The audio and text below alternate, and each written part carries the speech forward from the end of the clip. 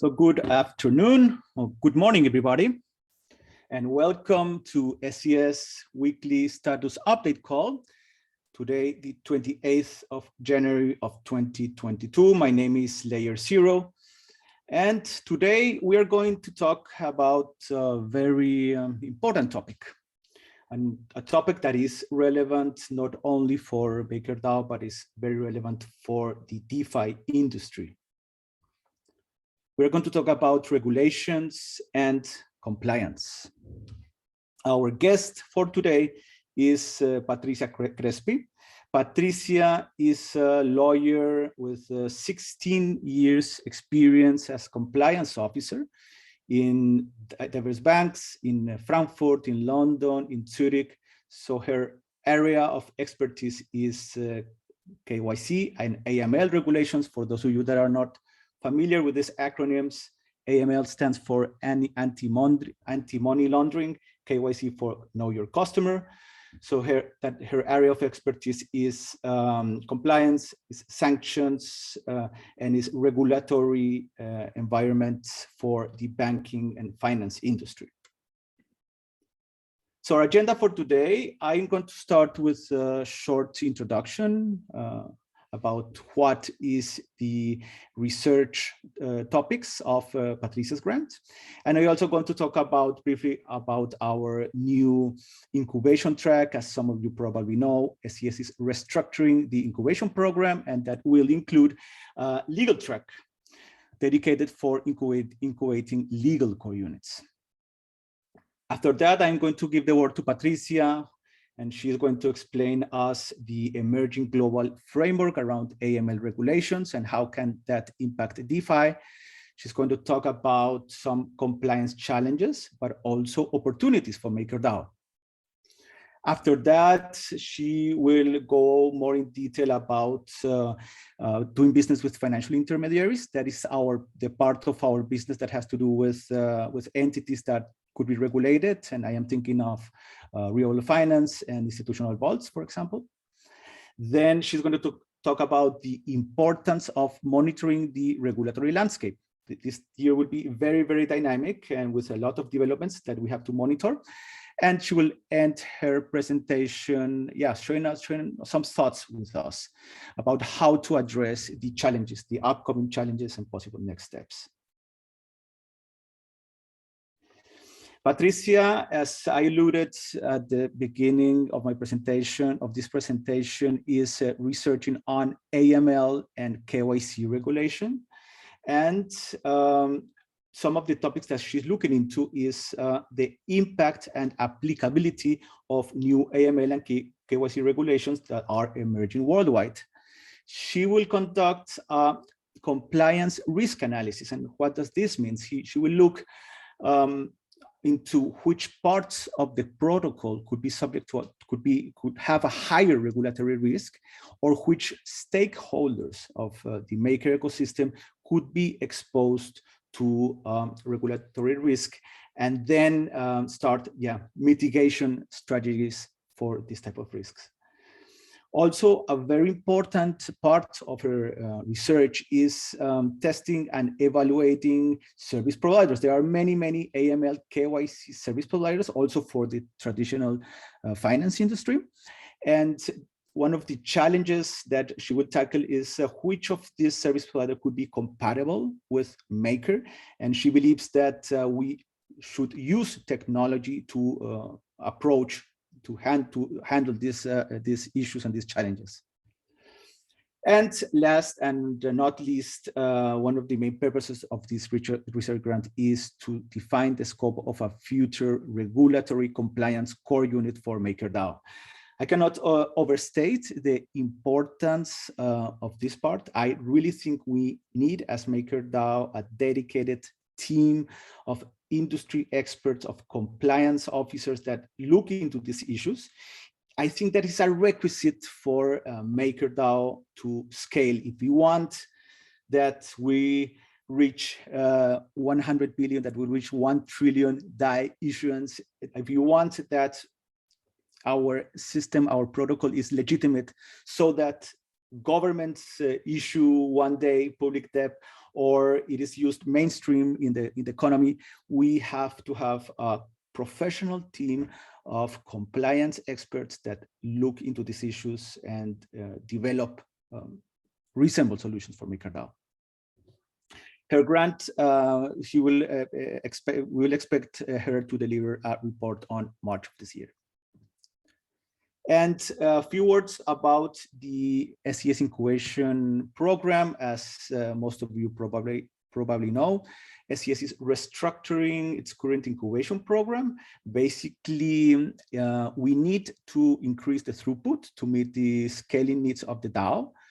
And one of the main differences with the previous one is that we will work in cohorts, and we will focus on incubating the facilitators. That will be the first step, and given it will be like a university course with a fixed schedule and fixed classes. And we expect to kick off the season in Q2 of this year. The new incubation program will have 3 tracks. The first that I alluded previously is related to legal core units. The second one, outreach, that would include topics like marcoms, design, community development, etc. And third one, auditing and quality control. Regarding the legal track, I think this will be a very, very important year for MakerDAO. I think this is the year where we must build the organizational capacities and the legal core units that the project needs. So last year was the first year of the DAO, and we already have an SES incubated several critical technical core units like tech ops, like decentralized UX, like testing or auction services, and so on and so on. So the next step is to provide the critical legal infrastructure that MakerDAO needs. And this is our initial list of some of the problem domains that these future legal core units will deal with. First, the real-world asset legal, and the SES currently is incubating 3 core units in real-world assets. One of them is dedicated to legal due diligence. The second problem domain is regulatory compliance, and this is the topic of today's presentation. The third one, and very critical as well, is advocacy and public policy. Next, we need a series of core units, so one core unit dedicated to help core units incorporate legal entities or manage such entities. Then we need some core units around the topic of hiring legal advice or coordinating external legal advice. And last, there will be one need around insurance topics. As you know, we are one of the main projects of SES Legal is the self-insurance fund. We will need some internal capacities for managing this project that could emerge into a core unit, but we still haven't defined it yet. So it is possible that each of these problem domains will have, some of them will have one core unit, some of them could have several core units. It is possible that in some topics like advocacy, public policy, or regulation, we will need several core units distributed geographically or by function. So this is an overview of the plan for the legal track of our incubation program. We will share with the community the findings, and your feedback will be immensely helpful in the next 2 months, where we will design the programs and design the specific core units that will be part of the first batch. So let me give the word to Patrizia. So welcome, Patrizia, and we're very excited to have you with us. Hi, everyone. Well, first of all, thank you very, very much for giving me the opportunity to engage with Maker. It has been really, really interesting time to discuss the latest regulatory developments at least from a compliance perspective with some of you. In particular, a big thank you to you, Layer, and to Astrogator who have been extremely supportive of my research in the DeFi and compliance space with Maker. So as most of you have probably heard, there has been a lot of movement in the crypto regulatory space lately. And in particular, the FATF has recently issued a guidance on digital currencies. FATF stands for Financial Action Task Force. It is basically an international organization which is responsible for issuing recommendations and guidance notes that are taken up and implemented as law by most countries of the world. The mandate of the FATF has expanded very much over time. Originally, it was created to fight money laundering in most Western countries, but nowadays it has actually an open-ended mandate to safeguard the integrity of the financial systems across the world. It is actually widely recognized as a watchdog, setting anti-money laundering standards worldwide. In its latest update, which was published in October last year, the FATF has clarified anti-money laundering obligation for projects dealing in the crypto space, including the DeFi. What has emerged from the guidance is that a truly decentralized protocol should be outside the regulatory scrutiny. What is important to note is that the FATF has provided a 12-month timeframe for implementation by member countries. International law, however, it is very much possible that the timeframes may vary. Could you please, go to the next page? So like Leia was saying before, there are for sure many challenges, but at the same time, we need to recognize the opportunities that regulation may bring. It is, of course, for everybody to see that the crypto space is evolving at a very, very fast pace. And regulators have had a very hard time keeping up with it. Of course, the blockchain is quite a technical subject, and not everyone in the regulatory environment has a working knowledge of what DeFi is and how it actually works. Usually regulations are designed to target financial intermediaries. So at first, maybe the regulations can appear challenging for a decentralized project like Maker. But at the same time, I think the challenges can be translated into opportunities. Well, first of all, we might have the opportunity to be exempt from regulatory measures where there is a sufficient decentralization in the protocol. And at the same time, we have the opportunity to explore compliance solutions where we would actually recognize that there are areas in the protocol where regulation might apply. In any event, our aim is to maintain the protocol permissionless and freely accessible while mitigating any regulatory risk. Can you please, So both the real world finance and the institutional vaults are strategic areas for Maker, and it is most likely that they will attract regulatory oversight. But this is also an opportunity because AML and KYC are very easy to address, and the counterparties in this area are mostly regulated. We believe that Maker should be able to adopt compliance solutions that facilitate the due diligence and the onboarding processes for these counterparties. The crypto market has been largely untouched by financial institutions, due in part to compliance requirements. So we intend to access this opportunity. The use of different service providers should be explored, and that is our aim. We will, of course, need cross-core unit coordination to understand the need for compliance solutions. Can you please go to the next page? So what we aim to do, like Leia was saying before, is to attentively monitor the regulatory landscape around us. There are indeed several regulatory initiatives that are taking place across different jurisdictions at the moment. We will be monitoring their development, and this will help us to assess and mitigate the risks. It is most likely that the FATF recommendation will not be implemented at the same time across the countries.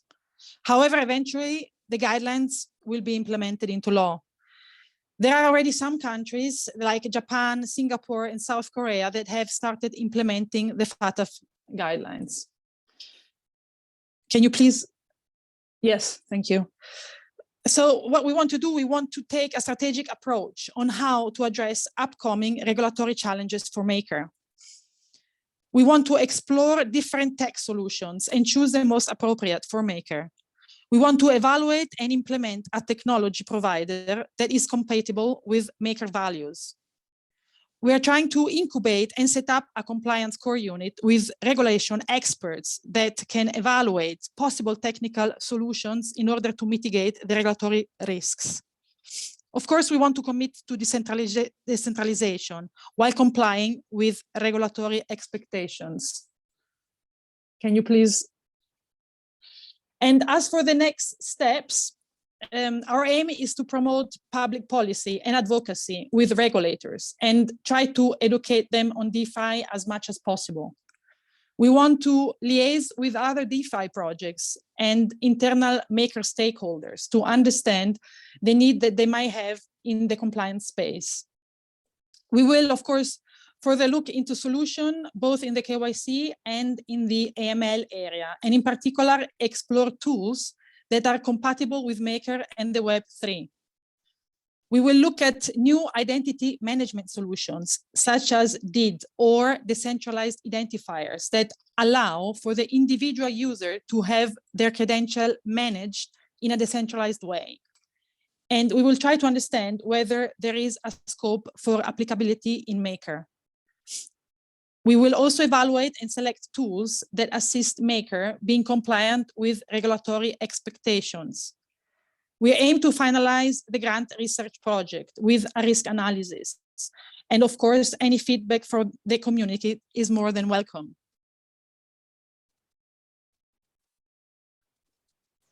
Thank you.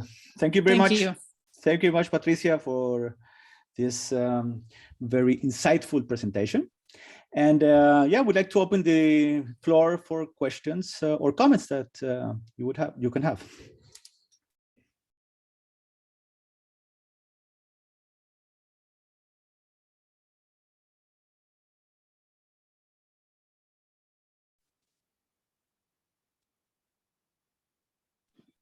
Yes, go ahead. Go ahead, Luca. Hey, Layer. Thanks everyone. It's Luca here.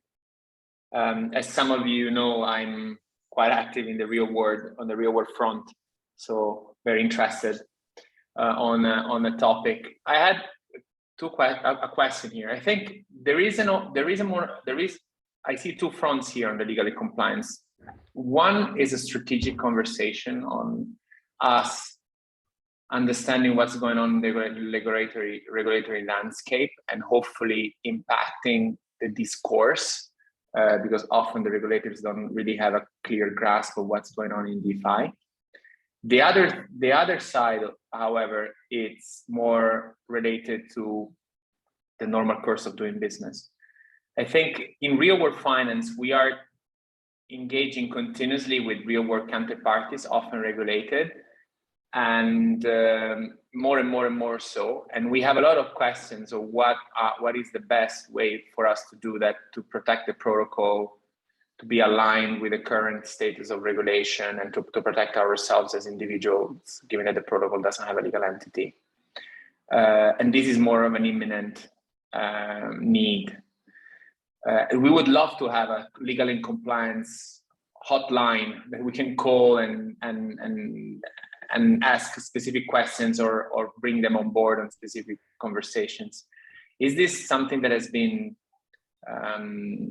considered as a strategic initiative, or the focus of this will be more on a holistic view, what's going on in the outside market and how we can stay on top of things, but less business as usual? I don't know if my question was clear. Yeah, sure. I see that fall into the mandate of a future compliance core unit. I think one of the first steps that Patrizia will conduct is exactly that, what what you're explaining. What are the needs or the requirements of our partners? This part of our business is the first one, maybe that will attract our side, as Patrizia explains. So we have to start doing a diagnosis on what type of requirements or challenges do we face there, and yes, being sort of like a help desk for the type of issue definitely could fall into the scope. I don't know, Patrizia, if you have a comment on that. Yeah, of course. More than happy to assist Luca with any questions he might have. I'm very much experienced in the financial industry world, so I kind of know what the financial institutions are looking for. So more than happy to help you with any questions you might have, or maybe to coordinate some action with you together.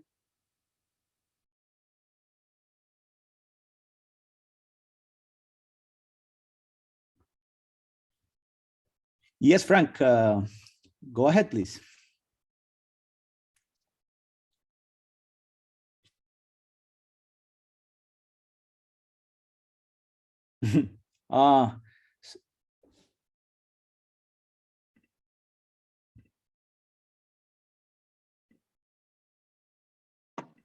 Hey, thanks for having me. This is Frank from 3F Delegate. With regards to how fast and what countries are going to adopt this these guidelines, how do you guys think about which direction it's going to go, right? Or do you think that most countries or regions are going to wait for the US to implement them first, or is it doesn't matter and this is something that we have to do? And the second part of my question is, with regards to the travel rule, how far away are we with the, if I recall correctly, I think it was $3,000 US that had to be transmitted for someone to have to report it as a transaction, something like that? Yeah, I can take this layer. So I was reading actually today that there are some countries that have already started implementing the guidelines, and interestingly enough, it wasn't the US actually, but Japan, Singapore, and South Korea. So they're already implementing the standards as of now. As for the travel rule, I think the minimum threshold used to be like 1,000 USD. And I think that is the correct amount. But in any event, concerning your question on KYC, you might imagine that the travel rule to be applicable in the DeFi space is a big challenge. I know that counterparties that are like exchanges, classical VASPs, so to say, are trying to adapt to this expectation, and they're working on it. So I'm not sure how much they will actually take, because I believe they have to find a common standard. And some companies which we have been liaising with, like, I don't know if you ever heard about Nota Bene, they are helping these counterparties to implement the travel rule. As for us, we will need to find new solutions for the travel rule, because there are different rules that apply on how DeFi works. So what we are looking into now are, I don't know if you ever heard about the DID, which is the decentralized identity solution. I don't know if anyone has ever heard of it, but it's a new tech solution that is actually very much looking into the Web3 application. And the important and most interesting thing is that the actual user is capable of maintaining the control of its data. So this is something that we are actively looking into.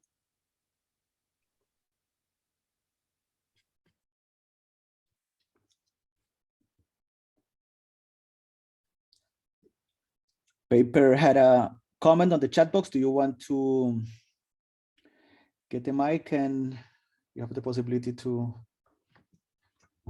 share your thoughts? Oh, me? Oh, yeah, I was just kind of thinking out loud. If we come up with a good solution to the travel rule, we should like patent it and sell it. Yeah, absolutely. So the travel rule, maybe you can, Patrizia, for the folks that are not familiar with the travel rule. Yeah, of course. What does this mean in traditional finance? So basically, this is a rule that normal, so to say, financial intermediaries have been complying with for a long term.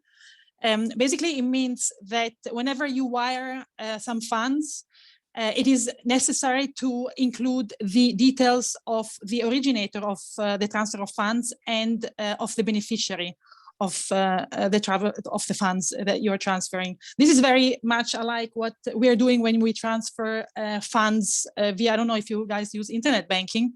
You have to basically say where the funds are going to and the purpose of the transfer. So this is something that the FATF would like to see in the crypto space as well to be implemented.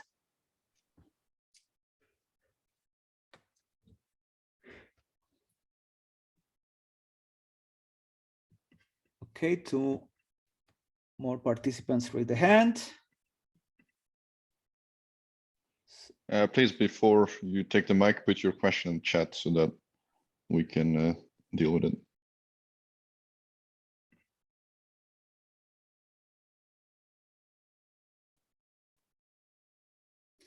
Okay, so Frank is asking, also, does being completely decentralized omit platforms from collecting the originator data? And I'm referring to DeFi, not CeFi.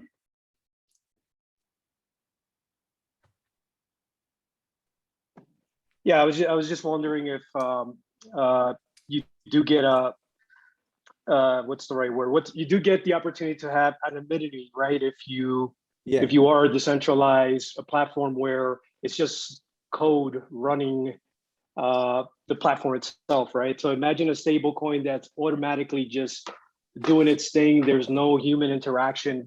Does that mean that you do get the ability to be anonymous as a user of such platform? Yeah, I think that's the type of approach that we should explore, and we should explore whatever solution brings us. There's a principle that is called of functional equivalence and in regulatory circles, and that means that if we can, I think we as Maker, we could guarantee, we could be on the same side as regulators. We can help them comply with specific policy objectives. And if the policy objective is, for example, prevent money laundering, then we should search for a technological solution that help us achieve this purpose without revealing sensible the privacy or killing the privacy of the user. So that is the greatest challenge, I think, of this project and of this future core unit. I think we are interested that our system is legitimate and is not being used for bad purpose or for illegal purposes. But we cannot negotiate the fact that the project is decentralized, that DAI should be freely accessible, that we don't want to KYC DAI, that DAI should remain fungible, and this type of features. So I think that's exactly the type of solution that we have to explore. I don't know, Patrizia, you have an additional comment? Yes, I think we were actually looking into a solution with a specific provider, and what they were telling us, it was actually that it is possible to basically monitor the space or the protocol to make sure that no bad actors or terrorists sort of access the protocol, and this will be possible by the implementation of a specific oracle that would liaise with the smart contract of Maker. Mm-hmm. So technically it is possible, and this is something that we want to explore more in depth. Mm-hmm. Jacek, I think you wanted to bring up a comment. Yes, indeed. Hi, everyone. My name is Jacek, and I'm a former legal counsel for the Maker Foundation. So some of those topics are not new to me. And regarding FATF, it's like this is just a guidance, right? So it does not amend standards. It's not that we have like a very clear picture of how that's gonna look like. It's actually based upon this like very general conclusion that in DeFi, there may be some actors who are VASPs. But it actually fails in providing like clear standards for determining who's actually a VASP in decentralized context. So now we will see some attempts to actually implement it, like this guidance in some way into national frameworks, but I think that we should expect that it's going to be totally messy, right? Because translating such a general standard, if we can even call this standard, like this general idea into actual legal frameworks, is going to be like difficult, and that there will be many differences across countries. Even if the same wording is implemented, they're going to be approached in different ways due to some national differences. So I think that we are approaching a situation in which we are going to see very many different frameworks in different countries, and we are going to need to find ourselves as Maker within this complex framework. And that's why I see a strong potential for a compliance core unit to kind of like get us ahead of the curve, because we know that this is going to happen, and implement some measures which are in line with Maker's core values, and which would allow us to basically introduce some regulatory safety into the protocol for all concerned, and all the entire ecosystem. So the way I see it is not only like a reactive response to some regulatory changes, but rather some proactive activity, some opportunity here, that if we do this early enough and right, we are able to do this in a way which works for us, because we are entering this like messy period before the actual standards will be known, and we have some some opportunity here to actually set some market standards for ourselves and for others. And just like for the folks that are not familiar with the term like VASP, what is a VASP, and why it is important in this context?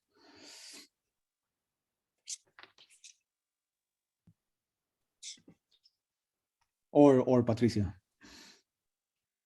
Hello, can you hear me? Yes. Can you hear me? Yeah. So yes, of course. So basically, the guidance, they gave a definition of what a virtual asset service provider is. And it is quite interesting because they basically said that not only entities could be defined as VASP, but also individuals. And then they listed some activities that would be included in the definition of a VASP. So there are I believe 5 activities that are included in this definition, which are the following. So the first one would be the exchange between virtual assets and fiat currencies. This is something that, of course, exchanges usually do. Then there is the exchange between one or more forms of virtual assets. Another vast definition is the transfer of virtual asset taking place. Then there is the safekeeping or administration of virtual assets. And there is also the participation and provision of financial services related to an ICO. So all these activities, according to the FATF, are included in the definition of a VASP. And one of the research topics of Patrizia will be to determine, which part of the protocol could eventually have a risk of being classified as a VASP.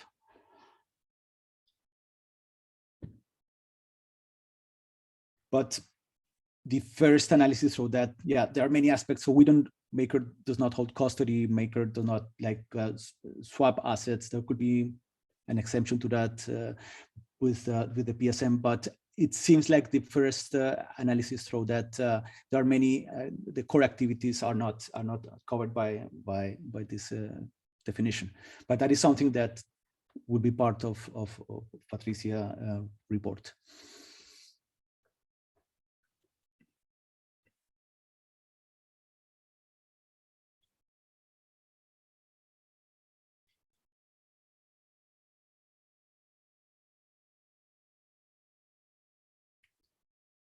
So someone else wants to add something or an additional question?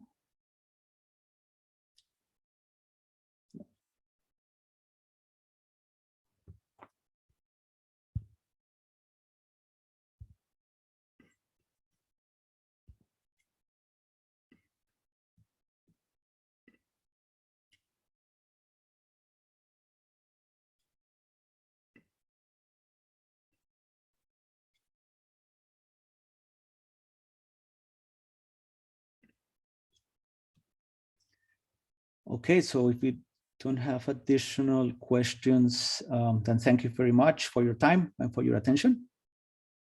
And we will post in the forum some advance of this research. And we are looking forward to receiving your feedback. And this will be an important asset that we have to build for Maker during this year. So thank you very much for your attention and your time.